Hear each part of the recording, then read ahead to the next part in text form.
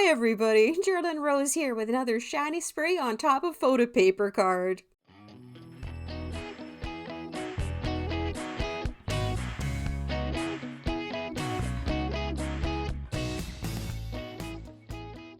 Hey everybody, you know how you'll get on an obsession mini trend for something? For me, that was the June inspiration colors. I promise this is the last card, the fifth one. And this one, I wanted it to be really special because it was going to someone really special. I started out with the Altenew Blossoming Branches. I'll pair that up with the Oxide Old Paper because it's a greenish colored tan and it goes in really well with the inspiration colors. I felt the folder to find out which side I was going to put the ink down on, and I dragged it across. Didn't care about the drag lines. I want the texture underneath there, way down on that bottom layer. Give it a little spritz of water, put the photo paper in, run the embossing folder through. We'll check to see how it is, whether I need to do another layer of that. And if you do, you just put it down in the same spot again after dragging your ink across. You'll feel it slot into place. Then just pop it through it again. Once it's out, I need to get some colors on the parts that are embossed that did not have the oxide ink on it. I used the fresh dye inks to bring in the oranges and the greens. Time to go for the pièce de résistance. Let's get some bluster on this. We're going to do that by bringing in the spritz sprays in the Colors in the Inspiration Challenge. Getting them all the way across there. Then drop some into the middle parts of the flower so that it will run down into the crevasses of the embossed part. You can spray some water across the top of it, get it moving around so they disperse a little bit better. And then to put that final shellacking on there, bring in some of the iridescent shimmer across the top. While that panel is still wet from the spray, we've got an opportunity. We can use embossing powder without having to put Versamark down. So I'm grabbing out the tub.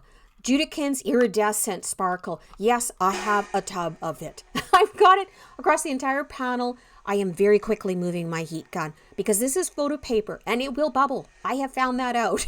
Once it's done, cooled down, I'm going to chop off the long ends on it. Photo paper is 4x6, remember, it's not an A2 size, and I want to mat this in the back with an olive green paper. So I'm chopping down the ends on it. Then I'm going to jump over and get my next layer up. I have the Altenew Sweet Apricots die set.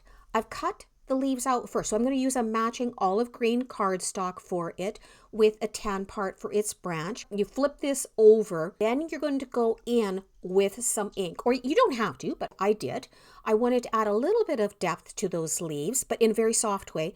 And now the flashback portion of this broadcast. I am brayering them onto the background, starting out with the lighter ones first. I don't want the stronger hues of the medium and the dark inks to overpower the gel print.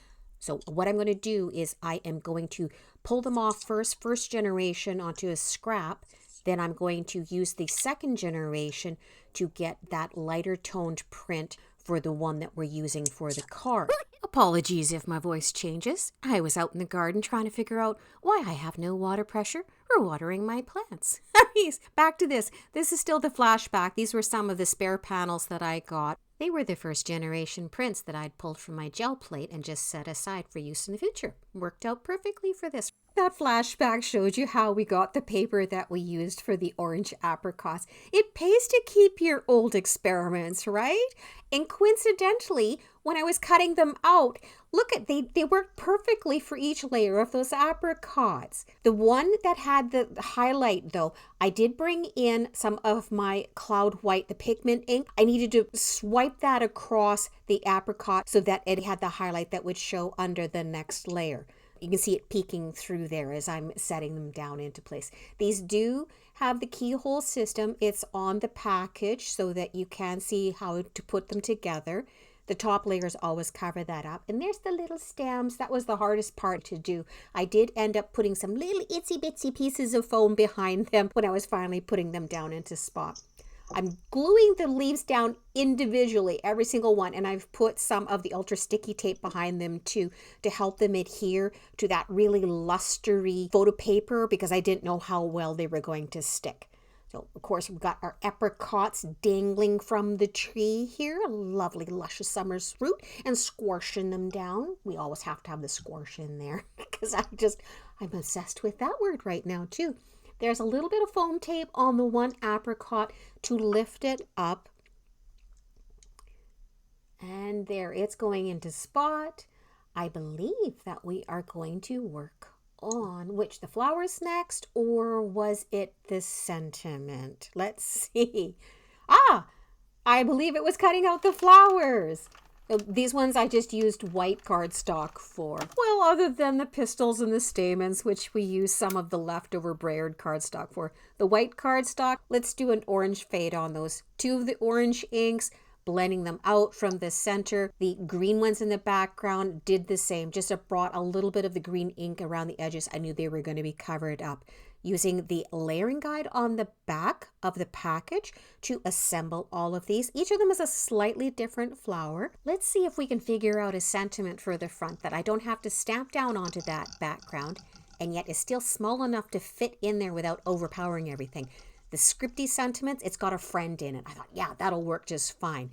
I ombreed some cardstock to bring in an orange blend. I put it over top of a green vellum layer, and behind that I've got a white friend layer as well. That'll create a vellum sandwich so that it's not all warbly from the glue. On the one side of the friend, the F, I had to put down some little itsy bitsy foam strips, and I wanted it all to be the same level.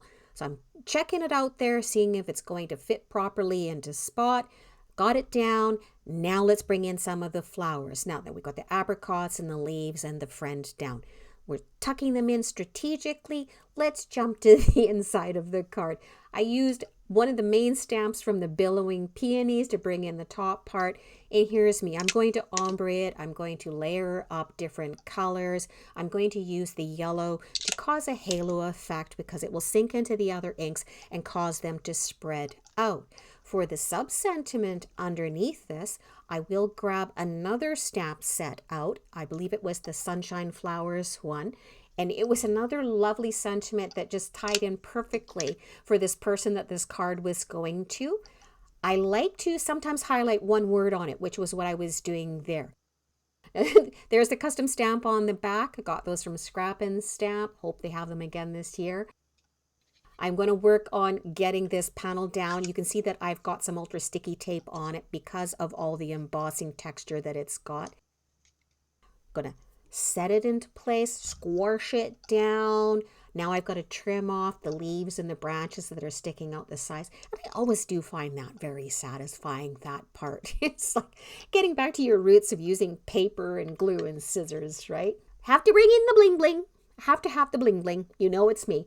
I'm on the stickles kick lately. I used the crystal and diamond colors to add a little bit of shimmery shine, just a little spotlight to the pistils and stamens, and then I as well put some little dewdrops in strategic spots. I also brought in the Memory Box fairy drops, the clear drops, and I put those ones on the apricots so that it would look like the dew had formed on them in the morning, and they were just perfectly ripe for you to go out and just pick and have all that juice come running through your mouth. One last little bit of envelope decoration and some more shimmer splatters, and that was on its way. So there's the finished card, and I was really happy with it, how it turned out, because it's going to the most incredible lady that is so good to everybody else. She is that change we want to see in the world. So you all go out, you be that change you want to see in the world too. A huge thanks to those of you that have liked and subbed and commented, because it'll help the channel to survive and not die. Thanks so much. We'll catch you next time. Bye-bye.